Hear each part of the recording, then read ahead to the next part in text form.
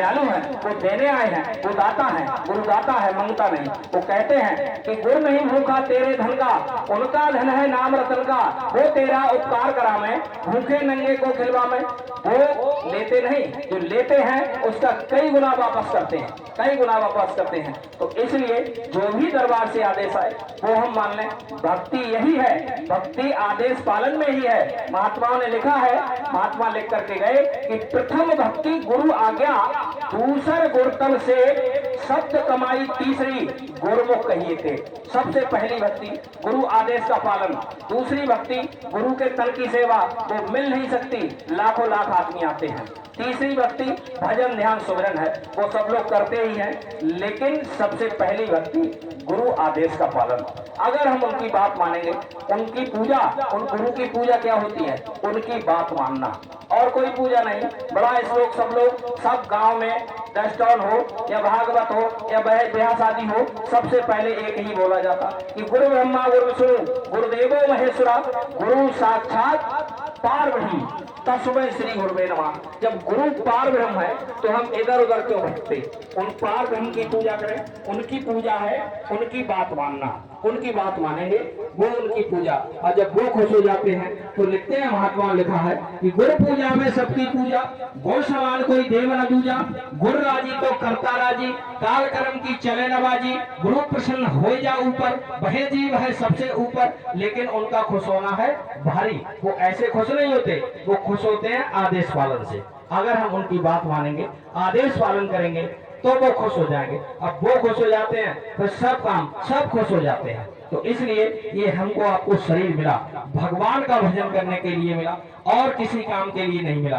क्योंकि इस दुनिया में कितने दिन को हमको आपको रहना है, कितने दिन रहना है? किसी को 40 साल, किसी को 50 साल, किसी को 60 साल। क्योंकि ये जो हम जिस दिन से बच्चा पैदा होता है उसी दिन से उसकी उम्र घटना शुरू हो जाती है। हम लोग कहते बड़ा हो रहा, बड़ा नहीं हो रहा, वो उसी दिन से उसकी उम्र घट रही है। अब 20 साल तक, 25 साल तक पढ़ाई लिखाई और शादी में गुजर जाते, 25 साल 30 साल पढ़ाई लिखाई में गुजर जाते, फिर उसकी शादी होती, उसके बच्चे कच्चे होते, फिर उनकी शादी करने में भी जब तक कहते किसी से चलो मथुरा आपको नाम दान दिलवा दिया जाए, आप भगवान का भजन करना, आपके कष्ट कलेश दूर हो जाएंगे। तो कष्ट कलेश कब दूर होंगे? महात्मा कहते हैं ये धन संपत्ति से, ये बच्चों से कष्ट कलेश दूर नहीं होते, कष्ट कलेश दूर होते हैं भगवान के भजन से। तभी तो महात्मा ने लिखा कि निज अनुभव में कहूं खगेशा, बिना हरे भजन न जाए कलेशा।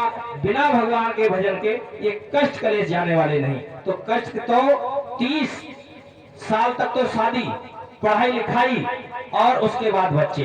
तो कहते बच्चे बड़े हो जाएंगे या बच्चों से हम फारिग हो जाएंगे, फिर हम मथुरा चलेंगे। तो जब तक आप बच्चों से हम लोग फारिग होते हैं तो उम्र 65-70 साल हो जाती है, सब बच्चों से फारिग। फिर बुढ़ापा आ जाता तो आंख से दिखाई कम देता, कान से सुनाई कम देता, बीमारियां घेर लेती हैं, बैठने में दिक्कत होती, फिर बुढ़ापे पर भजन कौन करता है? अरे कमाई करो, पढ़ाई करो, जो कुछ भजन भक्ति करो, जवानी में होता है, जब तक शरीर में कम है।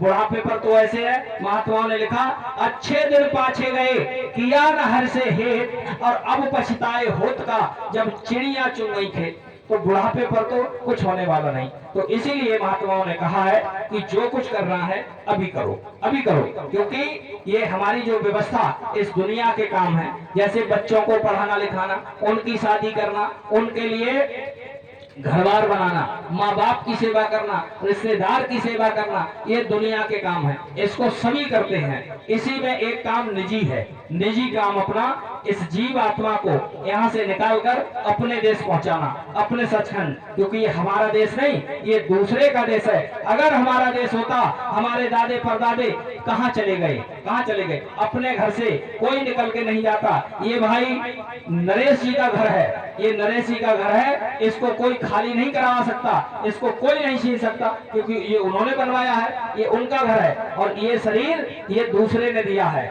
निश्चित समय के लिए दिया कि इतने दिनों तक आप इसमें रह सकते हो, ये हमारा मकान है, हम आपसे छीन लेंगे। तभी तो छीन लेते हैं। तो ये देश हमारा नहीं, ये दूसरे का देश है। तो दूसरे